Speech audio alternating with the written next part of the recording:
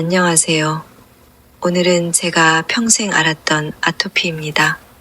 아버님이 담도암으로 돌아가시고 제가 아버지에게 유전적인 아토피와 알러지들이 심각하다고 생각되어 삼성서울병원에서 종합검진을 자세히 받으니 간치수가 너무 높고 갑상선 치수는 일반인의 10배 이상이라는 사실에 이렇게 하다가는 죽겠구나 생각이 들어서 고치기로 결심했으며 1여년 노력 끝에 아토피는 사라지게 되었습니다. 오늘의 강의는 아토피란 무엇이며 알러지란 무엇인지 그리고 치료법과 운동법 등을 소개하겠습니다. 지금부터 시작하겠습니다. 아토피 피부염은 오래 지속되는 만성 염증성 피부 질환으로 대개 생후 2~3개월부터 나타나며 심한 가려움증과 반복되는 피부염증이 생깁니다. 예로부터 태열이라고 불리는 영아기 습진도 아토피 피부염의 시작으로 볼 수 있습니다. 아토피 피부염은 가려움증이 심한 습진 병변이 피부에 생기며 아토피 질환의 과거력이나 가족력이 있는 사람에게 흔히 볼 수 있습니다. 증상이 나타나면 그 부위를 긁거나 문지르게 되고 그 결과 피부 증상이 더욱 악화되는 것이 아토피 피부염의 특징입니다. 아토피 피부염은 수면 장애, 감정적, 신체적 스트레스를 일으키고 사회생활에도 방해가 됩니다. 이로 인해 삶의 질을 떨어뜨리고 경제적 손실 또한 일으키며 환자의 가족, 나아가 사회에도 큰 비용 부담으로 이어지는 사회 공동체의 문제이기도 합니다. 아토피는 이상한 또는 부적절한이라는 뜻의 그리스어로부터 유래한 단어로 음식물이나 흡입 물질에 대한 알레르기 반응이 유전적으로 발생한 경우를 말합니다. 아토피 질환에는 아토피 피부염뿐 아니라 천식, 알레르기 비염, 알레르기, 결막염 등이 포함됩니다. 아토피 피부염의 원인에 대해 많은 연구가 진행되어 왔으나 지금까지 그 원인은 완전히 밝혀지지 않았습니다. 아토피 피부염은 유전적인 소인과 환경적인 요인, 면역학적 이상과 피부 보호막 역할을 하는 피부 장벽 기능의 이상 등 요인들의 복잡한 상호작용에 의해 발생하는 것으로 생각되고 있습니다. 1. 유전적 소인. 아토피 피부염 환자의 7~80%에서 아토피 피부염, 알레르기 비염, 천식 등의 아토피 질환의 가족력을 확인할 수 있으며 가족 중에 아토피 질환이 있는 경우 아토피 피부염의 발생 가능성이 높습니다. 부모 중 한쪽이 아토피 피부염이 있는 경우 자녀에게 발생할 확률이 높으며 부모 모두 아토피 피부염이 있는 경우 확률이 더욱 높아집니다. 쌍둥이의 아토피 피부염 동반율을 비교한 연구에 따르면 일란성 쌍둥이의 경우 72%에서 두 아이가 동시에 아토피 피부염을 보이는 반면 일란성 쌍둥이는 23%에서 두 아이가 동시에 아토피 피부염을 보입니다. 아토피 피부염의 유전 양식과 원인 유전자는 아직까지 정확히 밝혀지지 않았으며 피부 장벽 기능과 면역에 관련된 여러 유전자들을 통한 다인자, 유전으로 생각됩니다. 대표적인 유전자 변이 연구 결과는 피부 장벽의 중요한 역할을 담당하는 단백질인 필라그린 유전자 FG의 기능, 결함 돌연 변이가 아토피 피부염과 이와 동반된 천식의 발생과 밀접한 연관 관계가 있다는 것입니다. 환경적 요인. 대기 오염, 주거, 환경 변화로 인해 알레르기 유발 물질 항원의 노출이 증가하고 있으며 그 외에도 소화기, 항생제 사용 증가, 정신적 스트레스 증가 등으로 인해 아토피 피부염의 발생이 증가하고 있습니다. 면역학적 이상. 피부에는 외부의 다양한 물질들의 공격에 대한 방어력을 가진 면역 기능이 존재합니다. 아토피 피부염의 경우 알레르기 반응에 관여하는 면역 세포들이 알레르기 물질에 대해 비정상적인 과민 반응을 보이며 이때 만들어지는 여러 가지 물질들에 의해 피부 증상이 나타납니다. 피부 장벽 기능의 이상. 피부는 외부의 해로운 자극이나 병원균으로부터 우리 몸을 보호하고 수분 손실을 방지하는 보호막의 기능을 하고 있습니다. 피부 장벽 기능에 이상이 발생하면 피부를 통해 수분이 손실되기 쉬워져 건조증이 나타납니다. 건조증은 피부를 통한 알레르기, 항원의 침투를 용이하게 하여 세균 및 바이러스 감염에 취약해져 알레르기 반응이나 감염에 의한 아토피 피부염의 발생이나 염증의 악화가 종종 관찰됩니다. 아토피 피부염은 57%의 환자에서 생후 1년 이내, 87%에서 생후 5년 이내에 관찰되며 영유아기에 시작된 아토피 피부염의 많은 수는 성장하면서 증상이 나아집니다. 하지만 최근 보고에 의하면 성인이 되어서까지 증상이 지속되거나 성인에서 새로 발생하는 경우도 많습니다. 소아기에 아토피 피부염이 전신에 심했거나 아토피 질환이 같이 있을 때, 아토피 피부염에 가족력이 있을 때는 예후가 안 좋을 수 있습니다. 아토피 피부염은 주로 영유아기에 발생하는 만성 염증성 피부염이지만 성인기까지 지속되거나 성인기에 새로 발생할 수도 있습니다. 나라마다 아토피 피부염의 유병률은 차이가 있지만 세계적으로 증가하는 추세에 있으며 서구화된 국가에서 소아는 10에서 20%, 성인은 3에서 7%의 유병률을 보입니다. 우리나라에서도 소아의 10에서 20%, 성인의 1에서 3% 정도가 아토피 피부염을 앓고 있는 것으로 추정되며 지역, 연령, 성별, 사회, 문화적 특성에 따라 다양한 유병률을 보입니다. 유병률 증가의 원인은 충분히 밝혀지지는 않았으나 위생가설, 실내외 대기 오염, 기후 요인, 주거, 환경 변화로 인한 항원해의 노출 증가, 소화기, 항생제 사용 증가, 서구화된 생활 방식, 비만, 스트레스 증가 등이 복합적으로 작용할 것으로 추측하고 있습니다. 위생가설이란 산업화된 사회에서 가족 구성원의 감소, 주거, 환경 및 개인 위생의 개선으로 유아기에 바이러스 및 세균 감염이 줄어들어 반대로 아토피 질환의 유병률이 증가한다는 가설입니다. 최근에는 미세먼지와 아토피 피부염의 관련성이 증명되기도 하였습니다. 증상: 아토피 피부염의 주요 특징은 심한 가려움증과 외부의 자극 혹은 알레르기, 유발 물질에 대한 민감한 반응입니다. 가려움증은 아토피 피부염의 가장 흔한 증상으로 습도의 변화, 알레르기 항원 노출, 과도한 땀 분비, 스트레스, 자극 물질 노출 등에 의해 악화될 수 있으며 특히 밤에 심해져서 수면 장애의 원인이 되고 삶의 질을 떨어뜨리게 됩니다. 또한 피부를 긁으면 피부의 습진화가 일어나 습진이 심해지고 다시 가려움증이 더욱 심해지는 악순환을 반복하게 됩니다. 아토피 피부염 환자의 피부는 건조하고 윤기가 없는 상태를 보이며 건조증은 겨울에 악화됩니다. 아토피 피부염 환자의 피지 분비는 정상이지만 지질세라마이드 성분의 이상이 있습니다. 건조증이 있는 피부는 피부 장벽 기능이 약해져 수분 손실이 잘 일어나며 외부의 자극, 물질 등이 쉽게 피부 속으로 침투할 수 있습니다.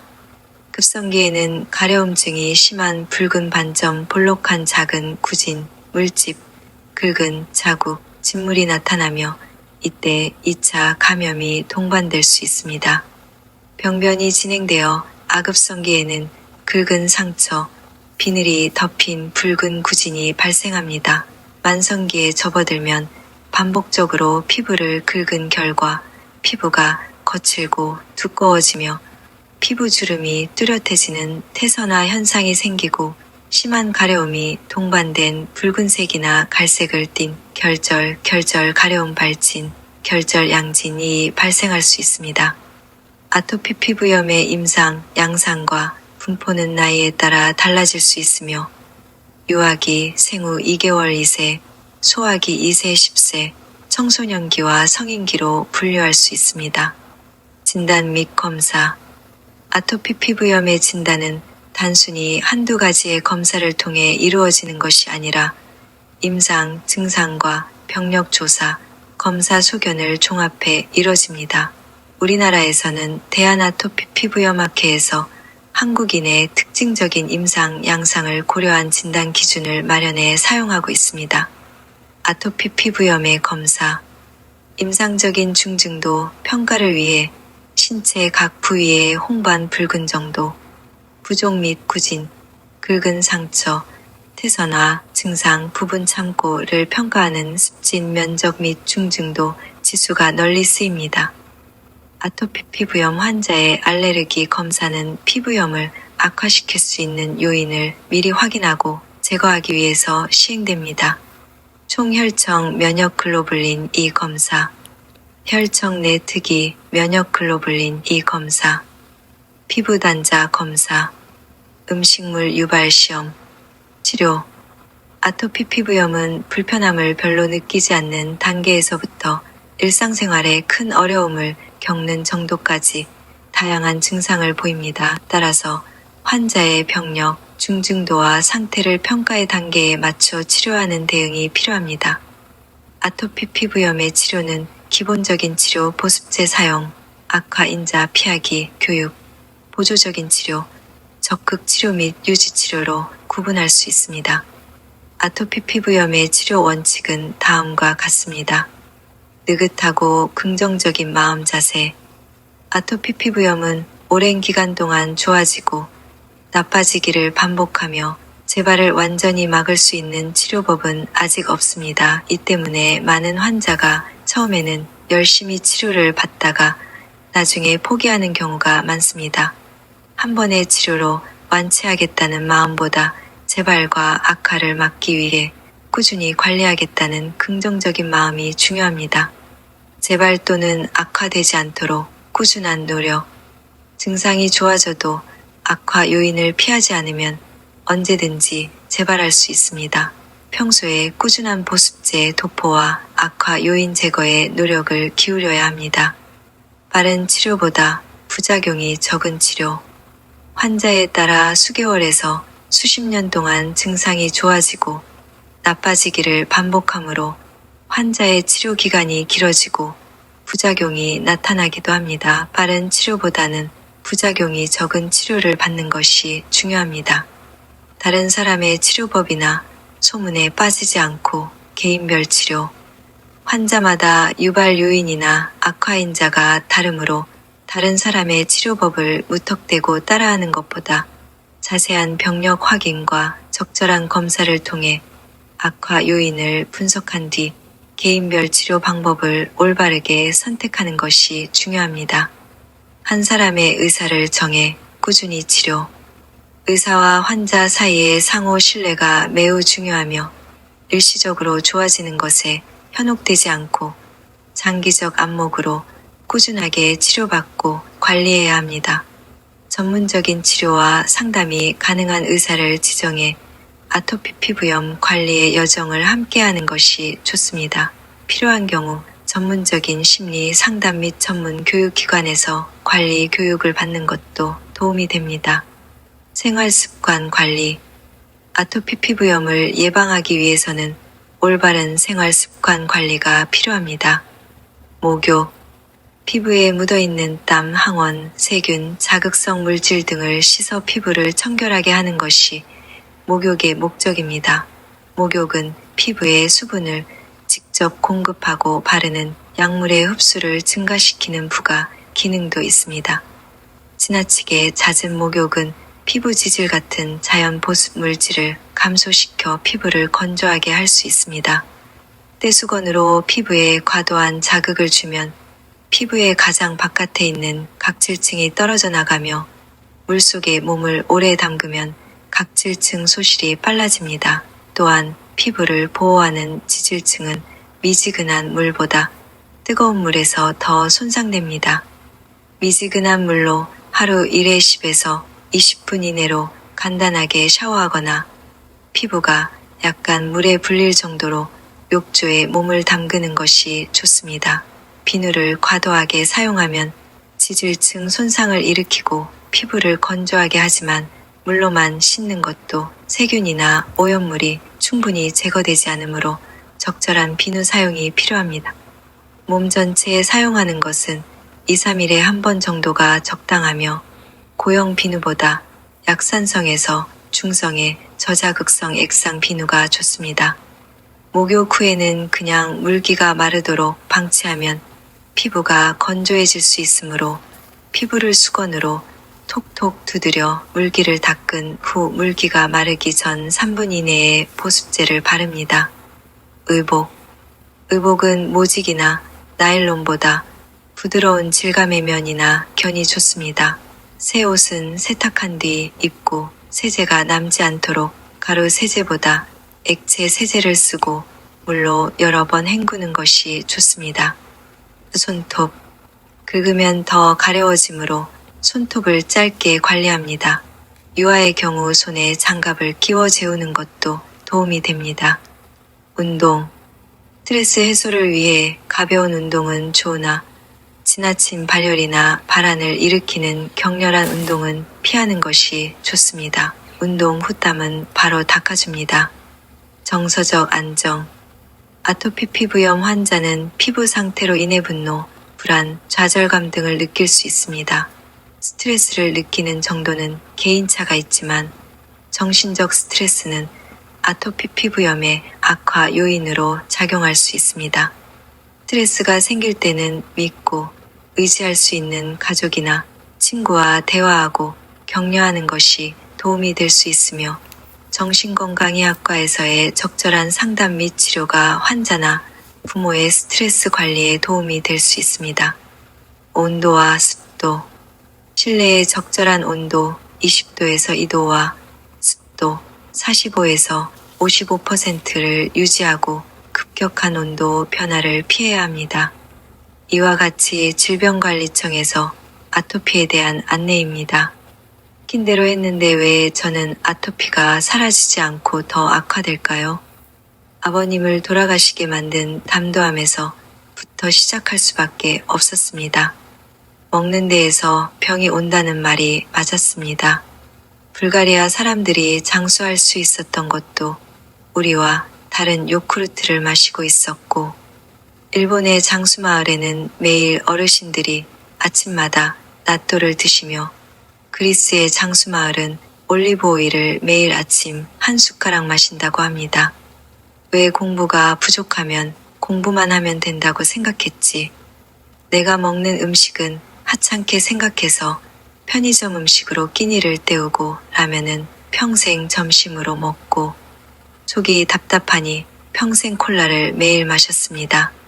아니 내 몸을 이렇게 평생 망가뜨렸으니 간치수가 높게 나오고 인스턴트에 찌드니 내 몸이 살려달라고 외치는 것이 아토피였던 것입니다. 저는 2020년 1월 아버지 돌아가지고 단 한 번도 콜라 등 액상과당이 들어있는 음료수나 바카스류도 마시지 않았으며 라면은 더더욱 먹으면 죽는다는 생각으로 쳐다도 안 봤습니다. 그리고 어릴 때부터 수영장 가면 수영을 쉬지 않고 1시간 했는데 수영장 락스물이 호흡기와 피부에 안 좋다는 것을 알고 수영도 되도록 안 하였더니 놀라운 결과는 약을 먹지 않아도 아토피가 나오지 않았고 간치수도 정상으로 돌아왔습니다. 단 갑상선 이상 증세는 여전히 일반인보다 10배가 높은 상태인데 원인을 알 수가 없어서 조심할 뿐입니다. 그러나 매일 밤새는 것을 평생업으로 삼다 보니 갑상선이 안 좋을 때 피로도가 높아진다고 하니 이것 또한 고치게 되면 나중에 또 올려드리겠습니다. Man is what he eats. Ludwig Feuerbach. 먹는 음식이 곧 자신이다. 좋은 음식은 좋은 대화로 끝이 난다. 음식은 가장 원시적인 형태의 위안거리다. 인생에서 성공하는 비결 중 하나는 좋아하는 음식을 먹고 힘내 싸우는 것이다. 당신이 국가를 위해서 무엇을 할 수 있는지 묻지 말라. 점심이 무엇인지 물어라. 시청해 주셔서 감사합니다.